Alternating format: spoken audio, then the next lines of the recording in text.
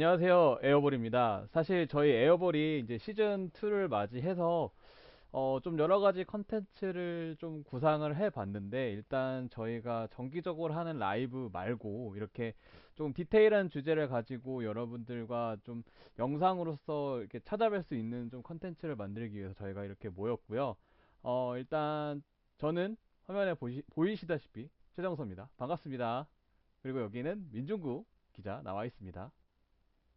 예, 안녕하세요, 여러분. 민준구입니다. 네, 중구 형 같은 경우는 이제 목소리만 출연하지만 아마 저희가 화면에 그 사진 하나 박아 놓을 거예요. 그래서 중구 형이랑 함께 이렇게 좀 컨텐츠를 찍게 됐다는 점 알아두시면 될 것 같고, 어, 첫 시간으로는 이제 어쨌든 지금 10개 구단, KBO 10개 구단 외국 선수가 모두 계약이 끝났기 때문에 아무래도 사실은 이제 외국 선수 하면은 사실 모든 감독님들이 자미로니 얘기를 가장 많이 하세요. 사실 외국 선수 어떤 스타일을 보고 뽑았냐, 어떤 걸 고려해서 뽑았냐고 하면 그래도 원희를 견제해야 된다라는 얘기를 하시는 분들이 워낙 많기 때문에 과연 2022, 2023 시즌에도 자미로니가 또 MVP를 탈지 아니면 그의 대항마가 나올지에 대해서 한번 얘기를 해보도록 하겠습니다.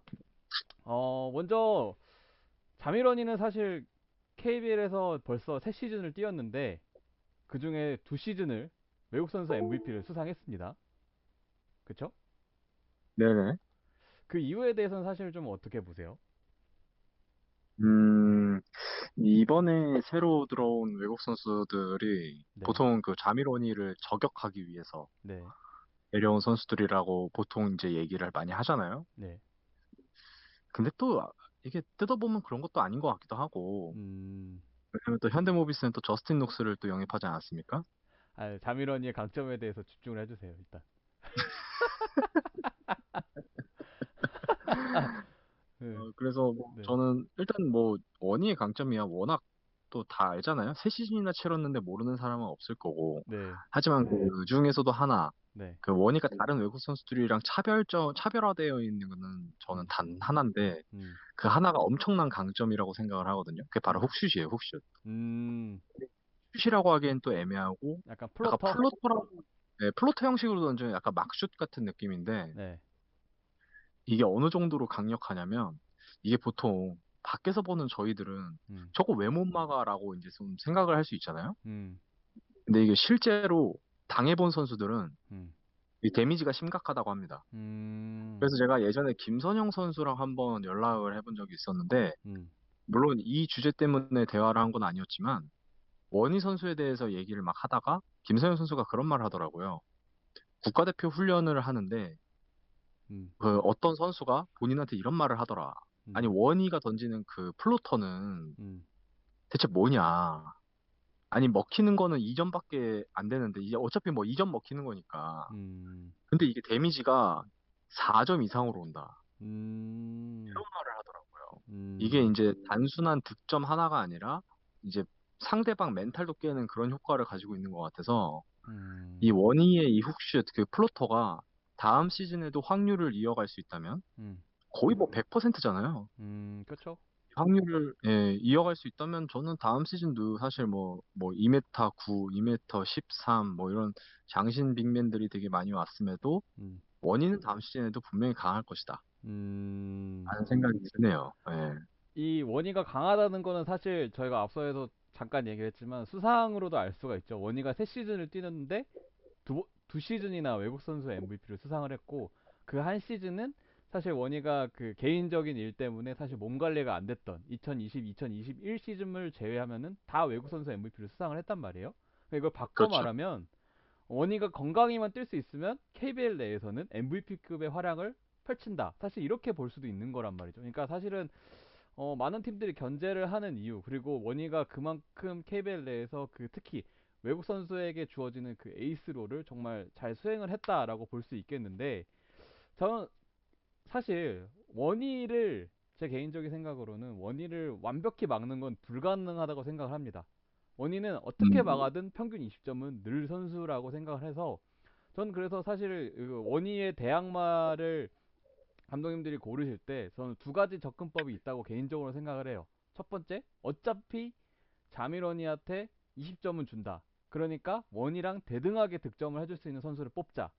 랑 하나랑, 그래도 자밀 원인을 높이에서 좀 괴롭히고 효율을 좀 떨어뜨리면은 그래도 우리가 어떤 SK와의 주도권 싸움에서 잘 이어갈 수 있다. 사실 이 두 가지라고 생각을 하는데 실제로 지금 이번에 외국 선수 선발된 걸 보면 사실 그런 유형들로 좀 나눠지는 것 같아요. 그러니까 뭐 예를 들면 첫 번째 같은 경우는 뭐 드완 에르난데스나 음흠. 뭐 오마리 스펠맨. 사실은 스펠맨도 재계약을 한 배경에는 원희를 상대로 굉장히 좋은 경쟁력을 가졌다가 있었던 것 같고 이거 후자 같은 경우 그러니까 좀 효율을 떨어뜨릴 수 있는 거는 아마 예상하기에 유수 은도에 뭐 랜드리 은노코가 사실은 그런 거를 좀 염두에 두지 않았을까. 물론 타일러 데이비스도 마찬가지일 것 같고요. 음, 민중국 기자가 보기에 원희는 과연 막을 수 있는지 그게 참 궁금하거든요. 당신의 이게 생각? 네. 무릎 부상에 대한 후유증이 크지 않다면 네. 타일러 데이비스가 음. 물론 그때 원희 선수가 개인사가 있었기 때문에 정상 컨디션은 아니었는데 네. 데이비스가 원희를 만났을 때 나쁘지 않았거든요. 그쵸. 오히려 라거나가 좀 힘겨워했던 모습을 보였어요. 음. 그게 21 시즌일 거예요, 아마. 네, 맞아요, 맞아요. 원희가 예. 부진했던.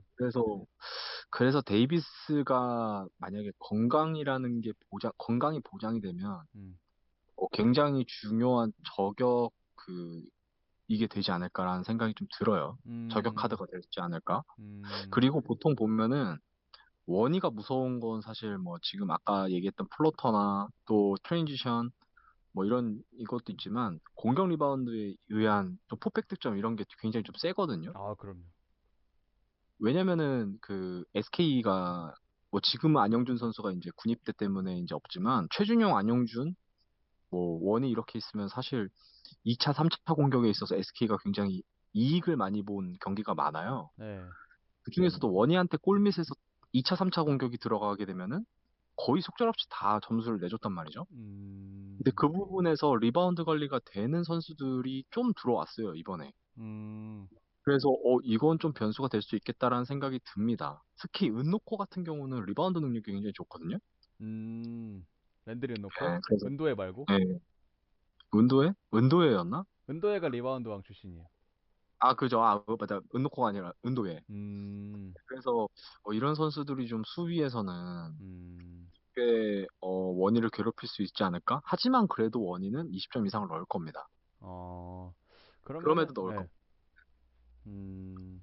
그러면 저희가 기대하는 매치업을 한 번씩 꼽아보죠. 그러니까 이거만큼은 좀 기대가 된다. 은도에? 뭐 원이랑? 예, 원이랑. 난 데이비스지 무조건. 아, 음, 데이비스. 난 무조건 데이비스예요. 사실 저는 그, 데이비스가 아까 준구 형도 말했지만 데이비스가 잘할 때 그리고 데이비스 쓸 때는 원희가 안 좋았던 시즌이기 때문에 사실 맞아요. 그때의 멘탈의 원희와 지금 멘탈의 원희는 완전히 다르고요. 또 그렇죠. 올 시즌에 그러니까 지난 시즌이죠. 그 전희철 감독님 부임하고 나서 사실 원희에 대해서 정말 세밀한 조정이 들어가고 있어요. 그러니까 뭐 쿼터별 그다음에 뭐 하프타임 그러니까 원희가 조금이라도 막힌다고 싶으면 바로 어쨌든 공을 잡는 위치부터 시작을 해서 공을 넣어주는 방식, 그 다음에 공을 누가 주는 것까지, 그러니까 약간 정말 디테일하게 원희의 공격을 살리기 위해서 디테일한 부분을 살려가는데 사실 그런 거를 살려갔을 때도 데이비스한테 막힌다. 그럼 데이비스가 천적이 맞는 거죠. 그렇죠. 다만 여기에 음, 그때 데이비스는 사실 옆에 있는 파트너가 송교창이었기 때문에 네, 또 송교창 선수한테는 조금 미안한 말이긴 하지만 지금 이승현 선수가 있어서 음, 어찌 보면 더 큰 힘이 될 수도 있어요. 그쵸. 그래서 원희가 전보다 더 힘겨울 수도 있다라는 생각이 듭니다. 음, 이승현이 있으니까. 그럴 네, 수도 왜냐면 있겠네요. 송교창 선수가 물론 훌륭하게 그때 시즌을 보내가지고 MVP가 됐지만 음, 물론 또 수비에서도 큰 힘을 발휘했고요. 음. 하지만 이승현이랑은 또 이게 또 색채가 다르잖아요. 그렇죠. 빅맨과 빅맨이 아닌 선수는 확실히 다르죠. 네, 그래서 그 부분에 있어서 데이비스가 사실은 세로 수비도 좋지만 이 가로 수비에 어느 정도 이게 무릎 때문에 영향이 있다면 음, 이승현이 그거를 충분히 커버해주지 않을까라는 생각이 듭니다. 그래서 원희가 음, 데이비스를 상대할 땐 굉장히 좀 골치가 아플 것 같아요. 네. 음, 어, 근데 사실 데이비스를 제외하면 음, 스펠맨, 건강한 스펠맨 살 빠진 스펠맨 정도를 제외하면 사실 좀 매치업이 기대가 안 되기는 해요. 특히 뭐 엠마뉴엘 텔이나 음. 조안 에르난데스나 음. 디드릭 로슨. 이 친구들은 사실은 그냥 공격 대 공격으로 봤어요. 그러니까 어차피 서로 못 막는 구도를 만들어야 되는 선수들이죠, 사실. 네, 그리고 뭐 저기 누구야? 저스틴 녹스나 뭐 이런 친구들 있잖아요. 네. 수비를 할 줄 모르는, 수비를 배운 적 없는 선수들이 많기 때문에 음. 이런 부분에 있어서는 좀, 근데 저는 엠마뉴엘 테리가 어느 정도 기대가 되는 게, 음. 이 친구가 농구를 네. 체계적으로 배운 선수가 아닌 것 같아요. 농구를 음. 하는 걸 보면. 특히 미국 선수들이, 여러분들이 많이 오해하는 게 있는데, 미국 선수는, 미국의 농구 선수는 무조건 농구를 잘할 것이다라는 선입견이 있는데, 그렇지 않습니다. 음. 기본기가 없는 선수들이 태반이에요. 그건 어느 스포츠나 막론하고 똑같아요. 뭐 메이저리그도 마찬가지고요. 음. 기본기가 중요하지만 기본기가 없는 선수들이 정말 많거든요. 그래서 전 엠마뉴엘 테리 같은 선수를 보면서 이 선수는 기본기는 정말 없는 선수다. 하지만 정말 열심히 하는 선수. 예전에 약간 라거나의 그 초창기를 보는 듯한 느낌인데 아. 이런 선수들이 원희를 상대했을 때 어떤 좀 게임을 펼칠지도 궁금해요. 아. 굉장히 집요하게. 막 예, 뭔 말인지 활동량으로 아시죠? 그냥 귀찮게 하고 막 이런 거. 원희가 이런 선수들 되게 싫어하거든요. 그쵸. 라거나 원희 이런 선수들이 저런 엠마뉴엘 테리 같은 선수들을 되게 싫어해요. 그래서 의외로 엠마뉴엘 테리. 어.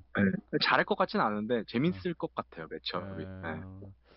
저는 그래도 은도에 저는 은도에. 그래도 은도에. 왜냐면 사실 뭐 저희가 라이브 때 뭐 3라운드 끝나면 뭐 짐을 싼다 뭐 이런 식으로 약간 혹평을 하기도 했지만 음, 그래도 이 선수가 데려온 이유 중에 하나는 절대 높이. 어쨌든 2m 10이 넘는 그리고 윙스팬은 2m 20이 넘는 진짜 음, 딱 높이만 따졌을 때 원희보다 한 20cm는 20cm 가까이 큰 선수기 때문에 사실 원희 입장에서도 부담스러울 수밖에 없고요.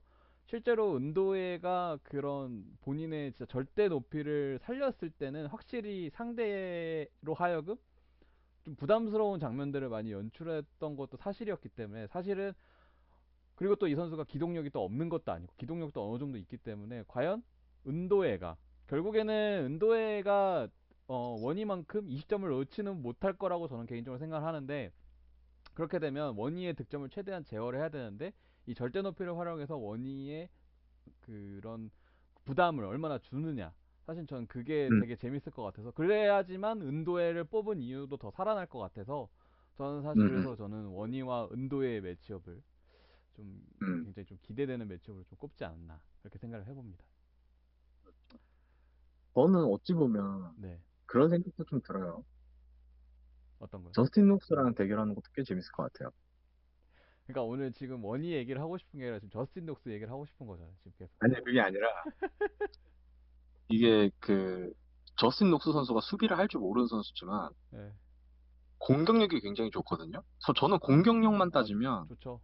효율도 좋고. 올해 들어온 메인 옵션 외국 선수들 중에서는 거의 다 한 세네 손가락 안에 드는 공격력을 가지고 있다고 충분히 평가할 수 있어요. 음, 뭐 지금 자미론이나 스펠맨, 로슨, 그 에르난데스 이런 선수들이 있으니까 그 다음은 제가 봤을 때는 녹스거든요. 음, 분명합니다. 녹스의 공격력은 분명해요.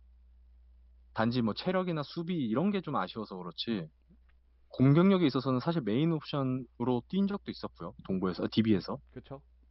그래가지고 저는 어찌 보면 이 DB가 음, 김종규 강상재가 있지만 음. 맞불을 놨을 때도 충분히 경쟁력이 있겠다라는 생각이 좀 들어요. DB요? 현대모비스가 아니라요? 현대모비스가. 억지로 어지러지, 말하지 마세요. 죄송하지만 어지러질합니다. 아, 예. 아직도 꿈속에 나와요. 현대모비스가 저에게 준 보도자료가 아직도 꿈속에 나옵니다. 알겠습니다. 일단은 원희 원희에 대한 기대는 결국에는 원희는 최강자의 위치를 지켜야 될 거고요. 그 네네. 원희를 향해 도전하는 자 그리고 원희를 얼마만큼 막을 수 있느냐가 사실은 이번 시즌 또 외국 선수들을 보는 재미지 않나 그렇게 음, 생각이 듭니다.